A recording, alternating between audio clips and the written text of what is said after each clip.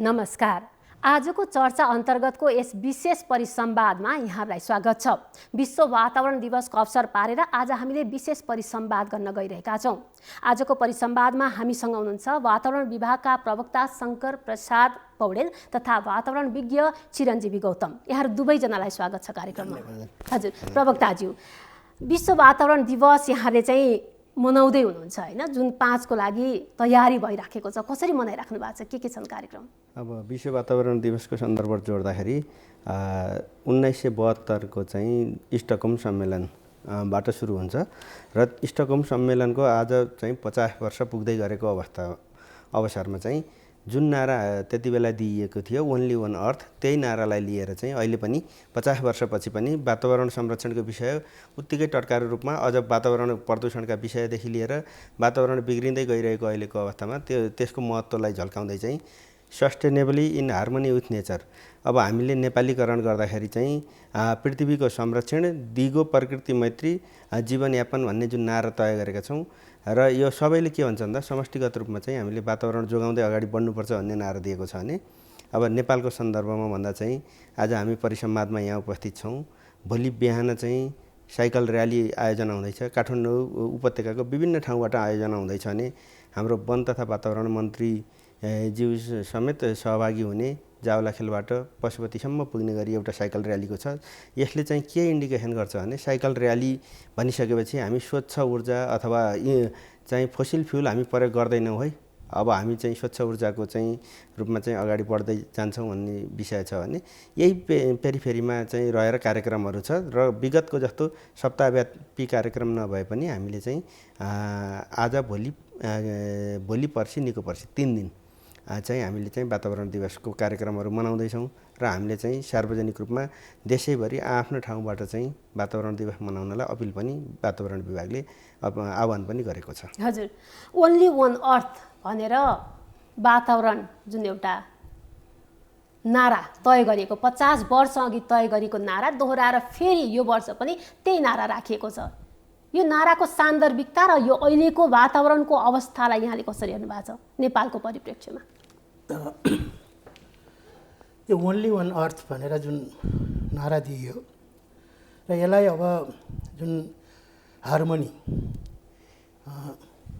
Sustainable living in harmony with the nature, जुन उहाँले शङ्करजीले पनि भन्नुभयो, दिगो वातावरण मैत्री जीवनशैली भनेको यो हाम्रो जति पनि जीवनशैली छ, हाम्रो जीवन छ, जति पनि प्राणीहरूको जीवन छ त्यो सम्पूर्ण पृथ्वीसँग आश्रित हो र हामीले जे पनि कार्य गर्छौँ, हाम्रो जे चिजहरू हामीबाट निस्किन्छ, फोहोर गर्छौँ, त्यो पनि पृथ्वीमा गएर जाने हो।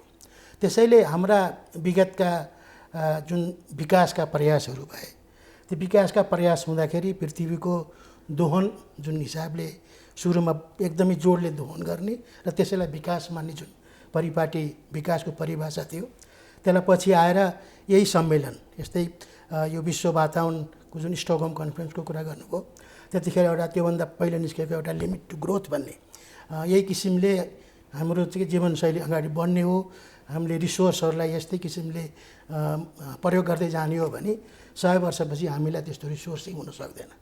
त्यसैले हामीले अब त्यो रिसोर्सहरूलाई कसरी इफिसियन्ट रूपमा युज गर्ने, दिगो रूपमा कसरी युज गर्ने, तिनीहरूको लाइफलाई कसरी बढाउने, त्यो उद्देश्यले चाहिँ यो किसिमको नारा आएको हो र त्यसैलाई पनि हाम्रो देशमा पनि विभिन्न किसिमका जुन नीतिहरू आएका छन्।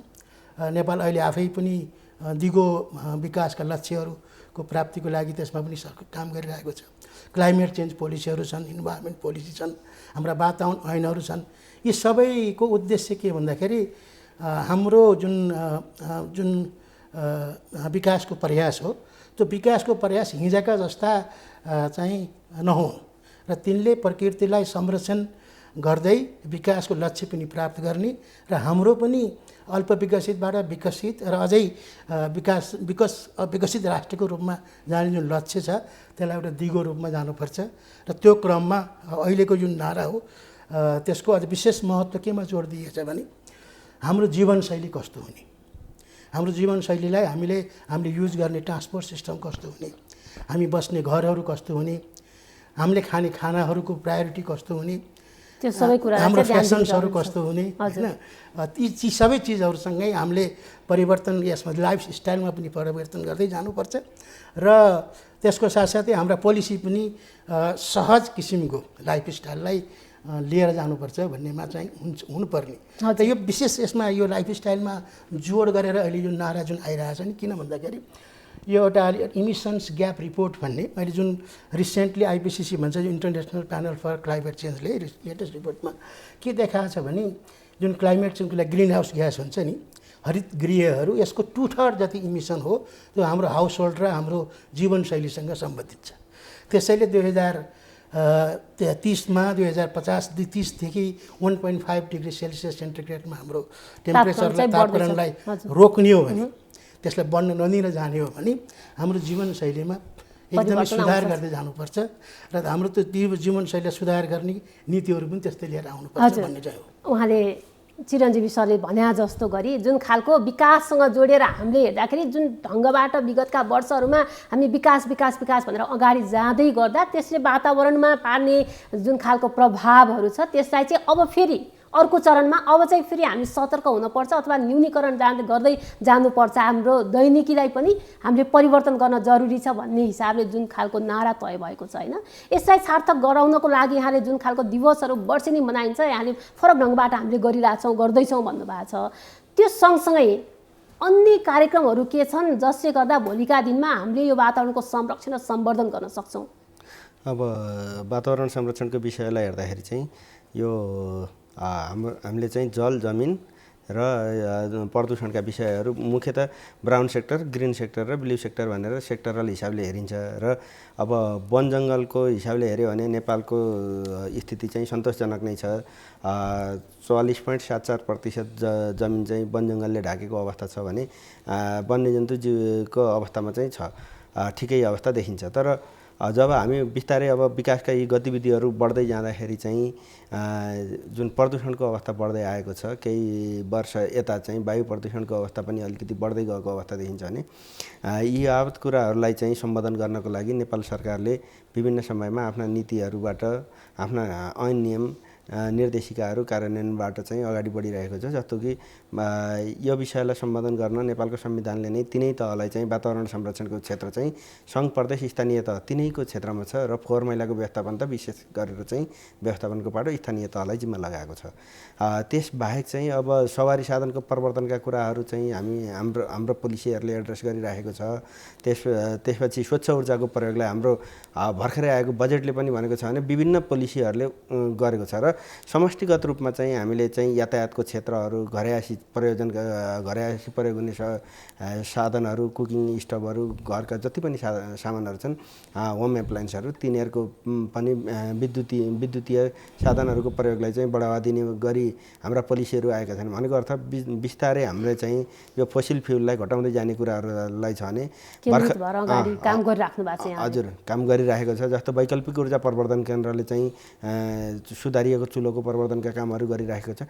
सरकारका विभिन्न निकायहरूले काम गरिरहेका छन्। भर्खरै मात्र नेपालको तर्फबाट जुन ग्लासगोमा भयो UNFCCCको चाहिँ जुन सम्मेलन भयो त्यसमा चाहिँ नेपालको तर्फबाट सम्माननीय प्रधानमन्त्रीज्यूले नेपाल चाहिँ सन् 2045मा चाहिँ इमिसन न्युट्रलिटी हुने भनेर भन्नुभएको छ। त्यसलाई कार्यान्वयनमा लैजान अब हाम्रो विद्युत ऊर्जा उत्पादनको जुन रेट छ त्यसलाई बढाउँदै जाने र विद्युतीकरण गर्दै गयौँ भने पोल्युसनका यी धेरै कुराहरू समाधान हुन्छन् र अहिले गरिरहेको काममा पनि IEEIA का जुन प्रोभिजनहरू छन् त्यसले पनि चाहिँ भोलिका दिनमा मिटिगेसन कसरी गर्ने कुनै समस्या आयो भने भन्दा प्राय रूपमै चाहिँ उनीहरूले काम सुरु गर्नुभन्दा पहिला नै उनीहरूले चाहिँ आकलन गरेका चुनौतीहरूलाई चाहिँ हामी यो हिसाबले सम्बोधन गर्छौँ भन्ने ती प्रतिवेदनहरू पास भइसकेपछि मात्र कार्यान्वयनमा जाने हिसाबका जुन प्रक्रिया छन् प्रक्रियागत हिसाबले पनि आफ्नो ठाउँमा छ पोलिसीगत हिसाबले पनि नेपाल सरकारले काम गरिरहेछ। नीतिगत कुरा उहाँले गर्नुभयो धेरै नीतिगत व्यवस्थाहरू नेपाल सरकारले व्यवस्था गरेर अगाडि बढिराखेको छ। यो सँगसँगै हामी दिवससँगै जोडिएका छौँ होइन यस्ता खालका जुन खालको हामीले वर्षेनी विभिन्न नाराहरू तय गरेर राष्ट्रिय तहमा छुट्टै नारा हामी तय गर्छौँ र अन्तर्राष्ट्रिय स्तरमा छुट्टै खालको नारा पनि हुन्छ। त्यससँग जोडेर हेर्दाखेरि यस्ता खालका दिवसहरूले मान्छेको हामीले अघि भने जस्तो जीवनशैलीलाई नै परिवर्तन गर्नको लागि कस्तो खालको भूमिका खेल्न सक्छ अथवा चाहिँ हाम्रा दिवसहरू कसरी चाहिँ परिष्कृत भएर चाहिँ मनाइन चाहिँ जरुरी छ? अब यो दिवसहरूको जुन उद्देश्य हो नि, यो उद्देश्यहरू चाहिँ जस्तै हामीले दिगो विकासको लक्ष्य लिइरहेका छौँ।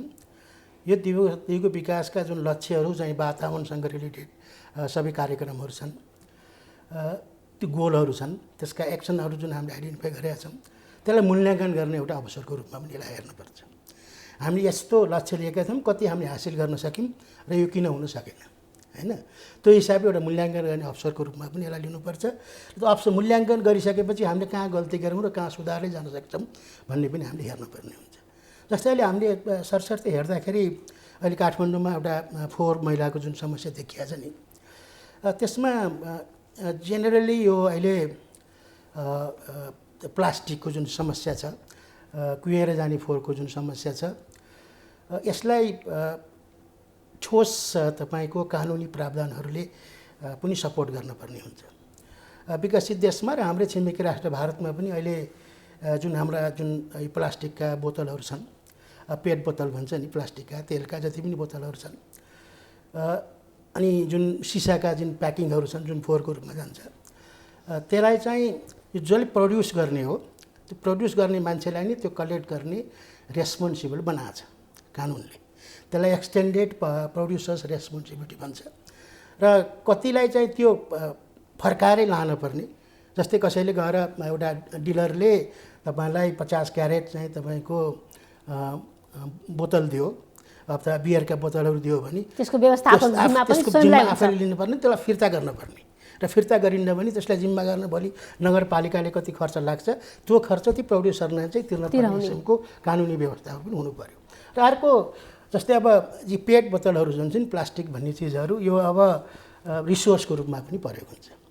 रिसोर्स रूपमा प्रयोग गर्ने, जस्तै नेपालमा अहिले भर्खर म एउटा उद्योगको वातावरण अध्ययन गर्ने क्रममा पेट बोतलबाट सिन्थेटिक यार्न, होइन, जुन बनाएर भोलि कपडा बन्ने जुन किसिमको उद्योगलाई र लार्ज स्केलको उद्योग आउन खोजिरहेछ, त्यो उद्योगलाई अब यो हाम्रै फोहोरलाई त्यसले चाहिँ एउटा रिसोर्स रूपमा युज गर्ने हो भने त्यस्ता उद्योगलाई के डिफिकल्टी छ, त्यसलाई के कस्तो किसिमले परिवर्तन गर्न सकिन्छ।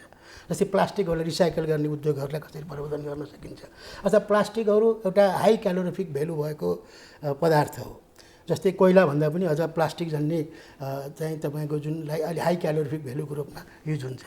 र विभिन्न एउटा सिमेन्ट इन्डस्ट्रीहरूमा गरेको अध्ययनले के देखाउँछ भन्दाखेरि अलिकति 10% जति तपाईँको प्लास्टिक डिराइभ रिफ्युज फ्युल र पेट कोल युज गर्दाखेरि जति क्लिङ्कर बनाउन जति हिट आवश्यक पर्ने हो, त्यो हिट सिधै कोलले दिने भन्दा यसबाट अझ राम्रो हुन्छ भनेपछि हामीले यहाँले भन्न खोज्नु भएको जस्तो खालको नीतिहरू बनाउँछौँ त्यो चाहिँ ठ्याक्कै कार्यान्वयनमा जाने खालको अथवा चाहिँ स्वयं व्यक्तिलाई चाहिँ जिम्मेवार बनाउने खालले अगाडि आउनु पर्यो अथवा यी दिवसहरूको सार्थकता त्यहाँनिर जोडिनु पर्यो, आउनु पर्यो। त्यो पनि आउनु पर्यो। र अर्को त्यस्तो जुन फोहोरलाई रिसोर्स युज गर्ने जुन प्राइभेट सेक्टर अगाडि आउँछ, इन्भेस्टमेन्ट गर्न आउँछ, त्यस्तालाई प्रवर्धन पनि गर्नु, त्यसलाई फेसिलिटेट गर्न पर्यो। र अर्को जस्तै अब फेसिलिटेट गर्दाखेरि अब धेरै जस्तो सिमेन्टहरू त निजी हाउसको सट्टा सम्पूर्ण सरकारी प्रोजेक्टहरूमा पनि त प्रशस्तै युज हुन्छ भने जसले चाहिँ तपाईँ रिफ्युज ड्राइभ फ्युल 10% युज गरेर बनाउने सिमेन्ट उद्योग छ भने सरकारले किन्दाखेरि त्यस्तै किसिमको उद्योगबाट मात्रै हामी सिमेन्ट किन्छौँ है, जसले चाहिँ त्यस्तो फोहोरलाई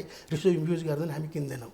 अथवा रिसाइकल भएका इन्डस्ट्रीहरूले बनाएका प्रोडक्टहरूलाई हामी प्रायोरिटी दिन्छौँ। त्यस्ता किसिमको एउटा इन्सेन्टिभ प्याकेज पनि पोलिसीमा सँगसँगै आउनु पर्यो। हजुर, एउटा सानो कुरो फोहोरमा जोडिहाल्ने, एउटा सानो कुरो मैले जोडिहालेँ। जस्तै अहिले जुन घरायसी फोहोर छ नि, जुन मल भन्ने फोहोर हो, अहिले बजारमा यहीँ पनि नेपालमा पनि तपाईँको सानो 2 केजीदेखि 500 केजी 50 केजी 10 केजीका यो तपाईँको अलिकति बिजुलीमा राखेर घरको फ्रिजसँगै राखेर फर्टिलाइजर 24 घन्टाभित्र बन्ने फर्टिलाइजरका त्यस्ता किसिमका टेक्नोलोजी पनि आइसकेको छ भने त्यो किसिमको टेक्नोलोजी अब अलिकति महँगो छ सुरुमा आएको, त्यसलाई कसरी सब्सिडी गरेर हरेकलाई होटेलहरूलाई बाध्यता किसिमले कसरी युज गराउन सकिन्छ, घरायसी परियोजनको लागि त्यसलाई कसरी परिवर्तन सकिन्छ, त्यता पनि तपाईँको त्यो टेक्नोलोजी मोडर्न टेक्नोलोजी पनि कसरी परिवर्तन गर्ने त्यता पनि जानु पर्यो। प्रवक्ताज्यू, हामीसँग हाम्रै देशमा धेरै नै विज्ञता हासिल गर्नुभएको व्यक्तित्वहरू हुनुहुन्छ जसको सल्लाह सुझावको अनुसार हामी त्यसबाट नीति नियम कानुनहरूतिर जहाँ गयौँ भने सम्भावना थुप्रै छन् होइन। एउटातिर व्यवसायका दृष्टिकोणले पनि व्यवसायलाई उत्साह होला भने अर्कोतिर वातावरणको संरक्षण र सम्वर्धन गर्नको लागि थुप्रै सम्भावनाहरू चाहिँ देखिन्छन्। हामीले बनाएका नीति नियम एवं कानुनहरूले यी यस्ता जुन व्यावहारिक कुराहरूलाई चाहिँ अगाडि लान नसक्या हो कि अथवा हाम्रा चुनौतीहरू चाहिँ के छन्? अब सरले भन्नुभएकै विषयलाई जोडेर आएँ मैले।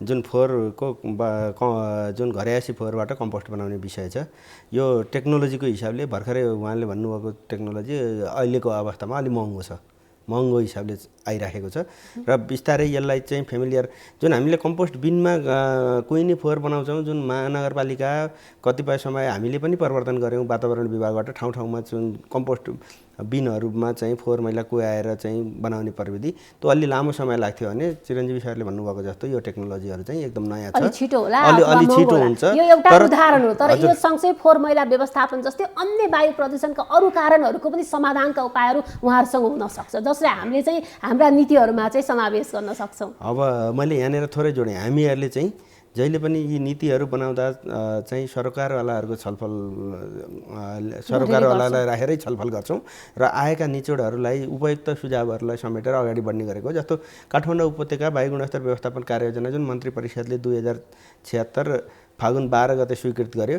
त्यो कार्ययोजना बनाउने बेलामा पनि धेरै लामो समयसम्म सरर जस्तो विज्ञहरू, बाह्य विज्ञहरू, सरकारी क्षेत्रमा रहेका विज्ञहरू सबैको सल्लाह सुझावहरू लिएर धेरै लामो अध्ययन गरेर हामीले तयार गरेका थियौँ र हामीले चाहिँ कार्ययोजनाको हिसाबले भन्नुपर्दा यो एउटा कम्प्रिहेन्सिभ कार्ययोजना छ जसमा चाहिँ 11वटा रणनीतिक क्षेत्रहरू समेटेर चाहिँ वायु प्रदूषण काठमाडौँ उपत्यकाको वायु प्रदूषणलाई मिनिमाइज गर्ने भने यी सबै क्षेत्रहरूलाई समेटेर जानुपर्छ है भन्ने हिसाबको कम्प्रिहेन्सिभ प्लान पनि छ त्यो होइन। यस्तै गरेर वातावरण ऐन नियमहरू बनाउँदा अथवा अन्य स्वच्छ ऊर्जाको लागि चाहिँ जुन विद्युतको प्रवर्धन जस्तो अहिले हामी नेपाल विद्युत प्राधिकरणले चार्जिङ गर्ने गाडी चार्जिङ गर्नको लागि चाहिँ विद्युतको शुल्क घटाएको छ, छुट्टै मिटर दिने व्यवस्था गरेको छ। यी यावत जुन कार्यक्रमगत हिसाबमा र पोलिसीगत हिसाबमा जति पनि कामहरू भएका छन् हामी सरकारवालाहरूको छलफलबाटै अगाडि बढेका छौँ।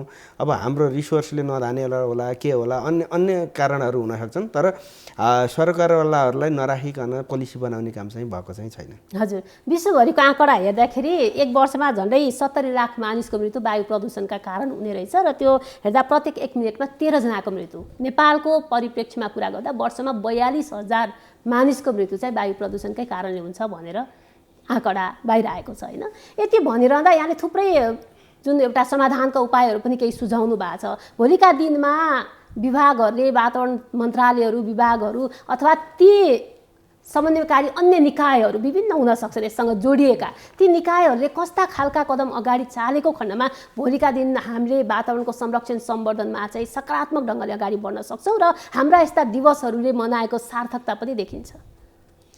हो, जस्तै उहाँले लिनुभयो कि यो air quality management action plan भन्ने, र त्यो बनाउने क्रममा हामीहरू पनि इन्भल्भ भएकै हो र अहिले पनि उहाँहरूले त्यसका जति पनि एक्सनहरू छन् त्यसलाई चाहिँ सहज रूपमा चाहिँ कार्यान्वयन होस् भनेर वातावरण सचिवज्यूकै अध्यक्षतामा एउटा हाई लेभल सेक्टर लाइन मिनिस्ट्रीहरूको सहसचिव लेभल विभागीय प्रमुखहरूको एउटा मोनिटरिङ कमिटी नै त्यस्तो बनाउनु भएको छ ताकि कुनै त्यस्तो कार्यान्वयनलाई इम्प्लिमेन्ट गर्न अप्ठ्यारो पर्यो भने त्यही कमिटीले नै डिसाइड गरेर हरेक मन्त्रालयले कस्तो किसिम अगाडि बढ्ने भन्ने उद्देश्यले हाई लेभल कमिटी बनाएको हो र त्यसको पनि अब धेरै चिजहरू त्यसको कमिटीबाट पनि तत्काल गर्नुपर्ने देखिन्छ।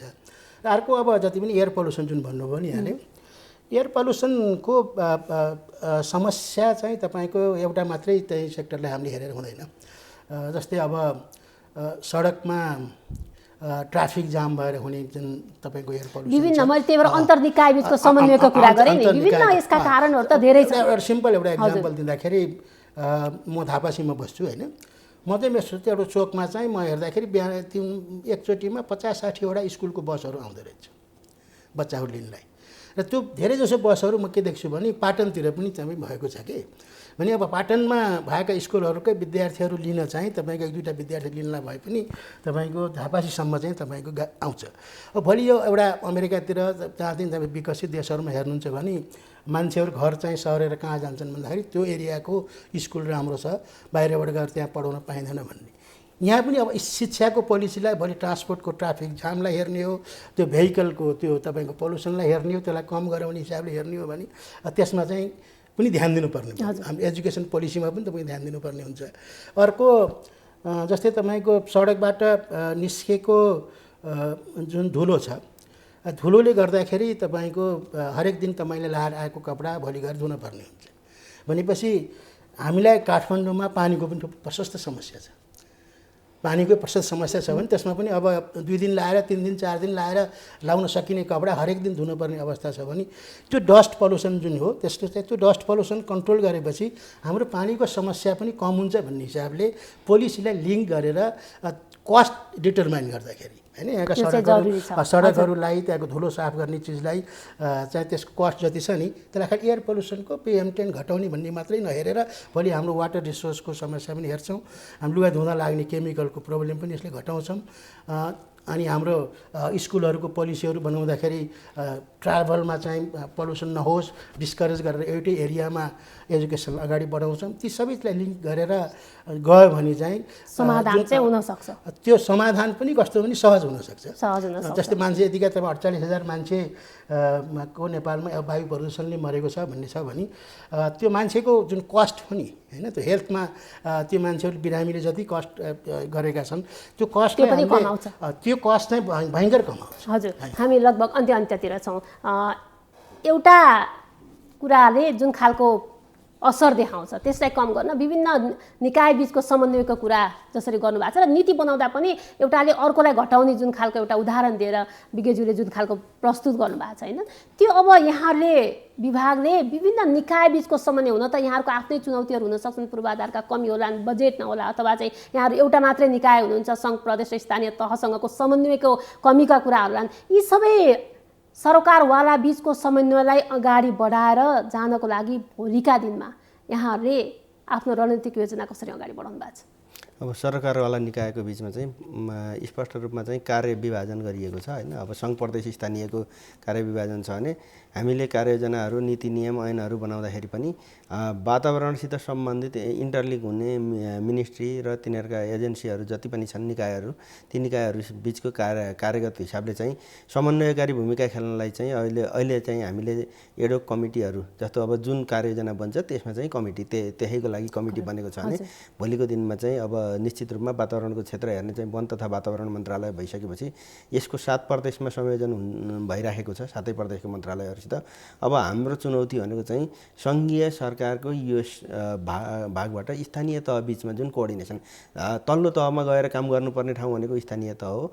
यो चुनौतीलाई चाहिँ सामना गर्ने हिसाबले चाहिँ भोलिका दिनमा चाहिँ हाम्रा नीतिहरू आउँछन्। त्यो हिसाबले चाहिँ अल्टिमेटली चाहिँ फाइनल रूपमा हेऱ्यो भने चाहिँ त्यो स्थानीय तहले गरेको काम प्रभावकारी हुन्छ। जस्तो काठमाडौँको वातावरण विभागले चाहिँ अनुगमन गरेको भन्दा स्थानीय वा प्रदेशले नजिकै बसेर गरेको अनुगमन चाहिँ अझ प्रभावकारी हुन्छ र भोलिका दिनमा चाहिँ हाम्रा नीतिहरू त्यो हिसाबले अगाडि आउँछन् भन्ने चाहिँ हामीले त्यो हिसाबले कदम पनि चालिएको छ। संरचनागत परिवर्तन हुँदाखेरि त्यो हिसाबले आउँछ। हजुर, हामी लगभगै अन्तमा छौँ। एकदमै एक बुदामा चाहिँ यो जुन खालको हामीले विश्व वातावरण दिवस मनाइराखेका छौँ, यति बेला आम मानिसहरूलाई हामीले यो दिवसको सन्दर्भमा यहाँले के सन्देश दिन चाहनुहुन्छ?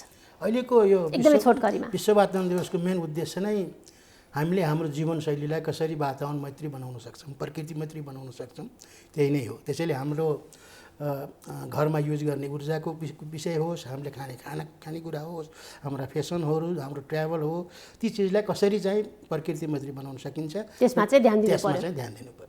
प्रवक्ताज्यू के भन्नुहुन्छ यहाँले? अब सरले भने जस्तै नै हो, सबभन्दा पहिला त मान्छेको बानी व्यवहारमा पनि परिवर्तन ल्याउनु जरुरी छ र त्यसको लागि चाहिँ अवेरनेसका प्रोग्रामहरू अगाडि बढाउँदै र भइराखेका प्रविधिहरू पनि नयाँ प्रविधिहरू पनि एडप्ट गर्दै जाने र त्यो अनुसार चाहिँ सकेसम्म कम प्रदूषण हुने, कम वातावरणलाई कम क्षति गर्ने हिसाबका क्रियाकलापहरू अगाडि बढाउँदै गयौँ भने चाहिँ हामीले सोचे जस्तो पृथ्वी हामीले पाउन सक्छौँ। जुन ओन्ली वान अर्थको कन्सेप्ट छ त्यो चाहिँ हामीले चाहिँ एचिभ गर्न सक्छौँ भन्ने कुरा हामीलाई लाग्छ। त्यसै हरेक व्यक्तिले आफ्नो जीवनशैलीलाई नै परिवर्तन गर्न पर्यो र हरेक व्यक्ति सचेत हुन जरुरी छ। हरेक व्यक्ति सचेत हुन जरुरी छ र हरेक व्यक्तिलाई सचेत गराउन त्यही अनुसारको नीति नियम पनि ल्याउनु पर्यो र त्यो नीति नियमलाई प्रभावकारी रूपमा कार्यान्वयनमा पनि लानु पर्यो। हस्, यहाँहरू दुवैजनाले जुन समय दिनुभयो र यो विश्व वातावरण दिवसको अवसरमा हामीलाई वातावरणको प्रदूषण अथवा वातावरणलाई कसरी संरक्षण र सम्वर्धन गर्न सकिन्छ भन्ने विषयमा आफ्नो धारणा राखिदिनु भयो। म यहाँहरू दुवैजनालाई धेरै धेरै धन्यवाद दिन्छु। धन्यवाद यहाँलाई। हजुर, धन्यवाद। हौस् त, यिनै प्रस्तुतिसँगै आजको कार्यक्रमबाट म नेहा पनि बिदा माग्दछु। नमस्कार।